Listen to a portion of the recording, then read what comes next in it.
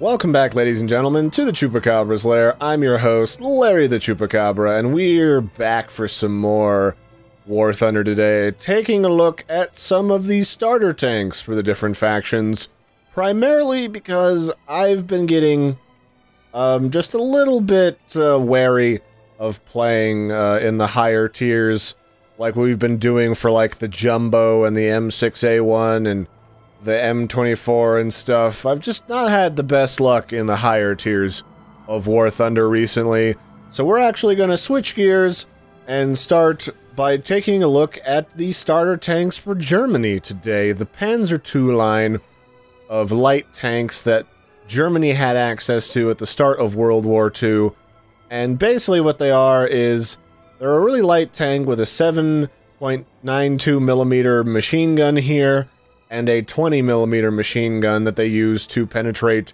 lightly armored vehicles, most notably a lot of the tanks that other countries had at the start of World War II. Funny enough, most of the other countries in Europe at the time, when Germany kind of blitzkrieged their way through everyone's militaries, they had more tanks than Germany, and they were actually a bit better at being tanks. But Germany had better tactics and better maneuverability to quickly overwhelm and defeat their enemies, which is how they took over the majority of Europe. And these tanks quickly got phased out shortly thereafter and were replaced with things like the Panzer 35T. I think this was like a Czech-made tank, and they acquired these, and these are actually a pretty decent vehicle, and then began to upgrade them and develop other tanks like, what do we got here? You know, like the other Panzer lines that would eventually lead to like the King Tiger and stuff. So we're gonna jump in today to try out the Panzer IIF and also the DAC and the Panzer IIC if we get murdered, and see what they're all about, because they've got a really high rate of fire, and they're pretty murdery because of it. Alright, so we're gonna be fighting in Poland for our first match where we try this puppy dog out. And that's actually a pretty good thing for Larry, because Larry really enjoys fighting in more sort of urban settings. That's my preference. I don't really like fighting in bushes or in trees or in open country.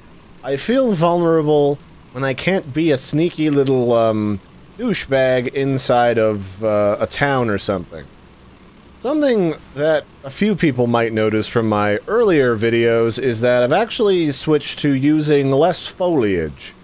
That's actually less the fact that I dislike trying to hunt for people in bushes, and due more to the fact that there's been like this weird bug for a few patches now for me that it causes the grass to look like a weird form of static.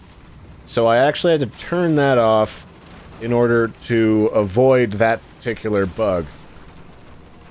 So let's see here. We're gonna sneak around here, and one thing to note about this vehicle is it's only got 3 people in it to start. You know, a lot of these early vehicles don't exactly have a lot of crew members because they're very simple vehicles. But one of the major drawbacks of this vehicle is there are other high fire rate tanks like this, one for Russia, but the reload is kind of a pain in the butt, so you basically are going to treat this like a single fire tank that just happens to be able to fire in a very quick succession. I'm not just going to unload because I've only got like 17 shots per clip. So it's not exactly the best.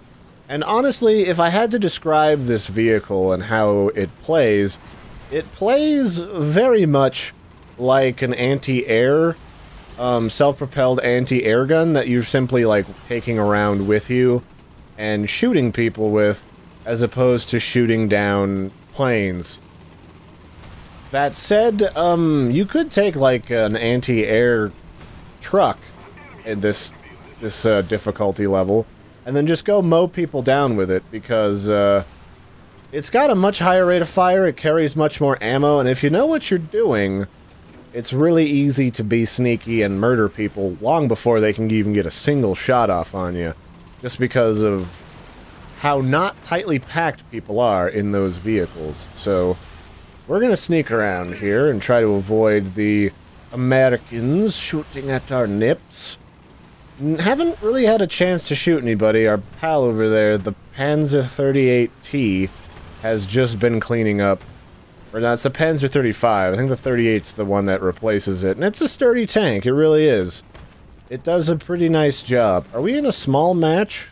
Oh, we are in a small match. Okay. That makes a little bit more sense why I didn't see more people trying to sneak around and be little dickbags. Because, like, that's one of the biggest things in a big town like this, is people scooting through the middle of town in order to flank you and sneak up on you. But there doesn't seem to be anyone here, so I'm gonna sneak out of here as they start to drop artillery on us, and see if we can't find any playmates that we can do stuff with. So the Panzer 35 is over here. Is your friend still alive? Oh, that's that Cyclops monster that America has. That's a hell of a vehicle. That's like, so basically that's the American version of what we've got, except, it's got like a Cyclops head going on. So that, like, one head has the machine gun in it, and then the other head has got, oh, why is there that in here? The other head has got, like, the higher caliber machine gun that can be used to, nail other tanks. But I've already disabled its, dangerous head, so we pretty much just have to kill its other gunner. Oh, and they've disabled my, my treads. So let's start repairing so we don't get, like, touched by any of his associates. There we go. Finished cleaning him out. And that's the nice thing about this tank. Like, at this combat rating, having a very fast tank with a high rate of fire is actually a very useful feature. Especially if you just pretend like it's a single fire tank that allows you to be precise and not have to, like, die simply because you have a really long reload. So okay, we are repaired. Really? Who did that? Get out of here with your sauciness, you butthole. Did you already die? Alright, cool.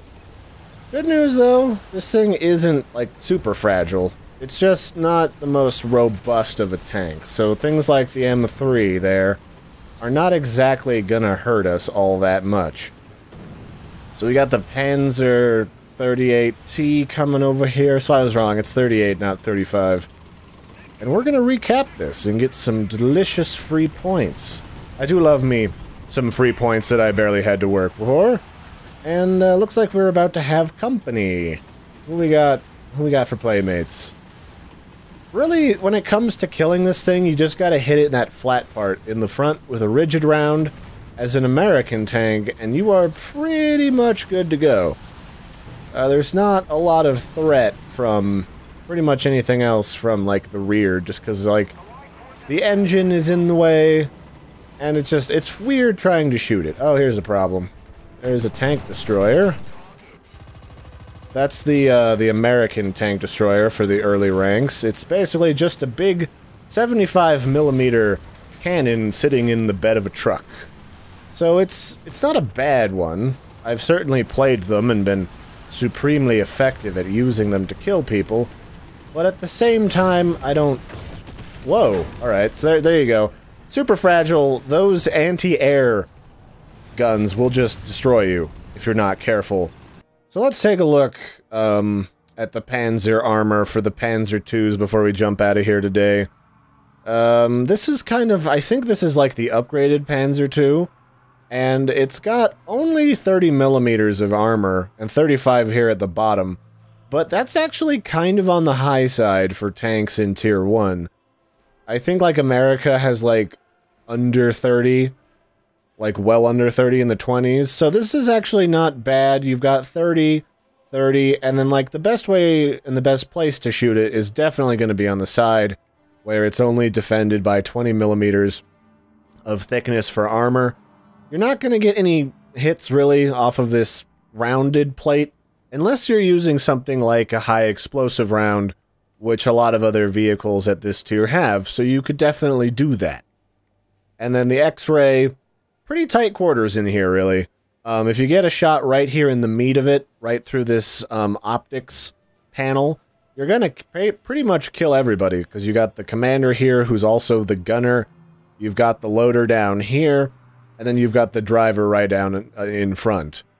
And then he's, like, right next to the transmission, so I'd imagine anything that takes out the transmission is gonna kill your driver. So, not a very sturdy tank, but at this tier, it's definitely, nothing to be ignored by any means. And I think that's about the same for pretty much all these Panzers. It's just like their layout is slightly different. Like, this one's got this shoulder. Oh no, this guy's actually better armored than his compatriot. He's actually got 35 millimeters of armor. So the Panzer IIc is where the money's at for armor. And then I think the one that you start with is the DAC, and it's also got 35 millimeters of thickness. So the starter tanks for Germany are not actually all that bad, so long as you know where to shoot your enemy. So yeah, I totally recommend these over a lot of the other starters. Although they're not nearly as fast and maneuverable as, like, the American starter tanks.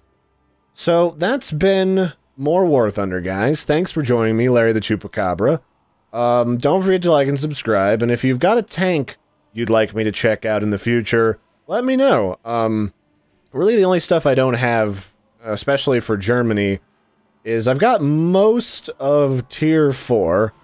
I still need to get enough money to buy the rest of the Panthers so that I can move into Tier 5. But I have most of these vehicles, so I could definitely preview 90% of them. I don't know if I'm ever really going to get up to checking out, like, the Leopard and stuff, though, because once you get to Tier 4, it gets really grindy, and I haven't really been enjoying it all that much, especially not if you're playing as Germany. So, that's it for this one, guys. Have a good one, and toodaloo!